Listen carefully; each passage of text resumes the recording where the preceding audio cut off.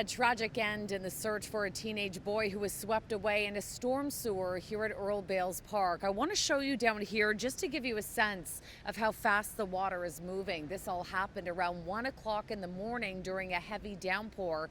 Toronto fire officials tell us that two teenagers ventured into the sewers on their own and only one survived. The family were notified and they're quite upset at this time, and we're just allowing them to take that all in. It was all hands on deck under the darkness of night. Toronto firefighters, along with police, ETF, the Marine and K-9 units, were scouring the rushing river and storm system here in North York, a search effort that spanned from Shepherd all the way to York Mills.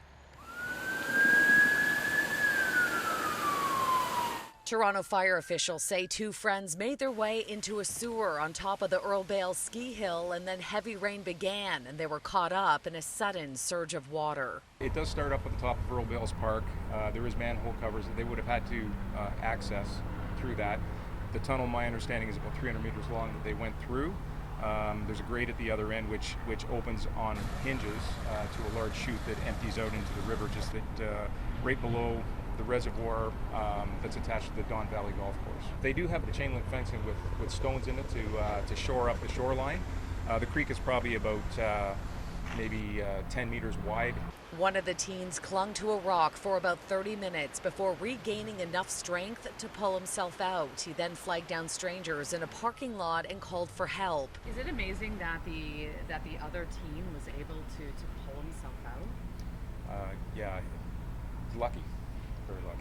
The search for the second boy continued into the daylight hours, and then just before noon, his body was discovered not far from the golf course. He was approximately half a kilometer down from where he went, where he exited the chute at the top of the hill.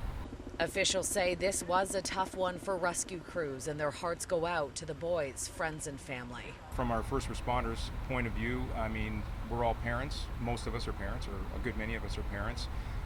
So, I mean, it does hit home. Obviously, in times like this, you really empathize with the family because it resonates when you do have your own kids. So today we have been exploring the stormwater system here, and despite lots of signs that say no trespassing, there are multiple locations where fences are cut and people can easily gain access. Right now we do not know exactly where the teenagers entered the sewers. We did ask the city. They did not provide us with those details. At this point, officials are calling the boy's death a tragic case of misadventure. In North York, Shauna Hunt, City News.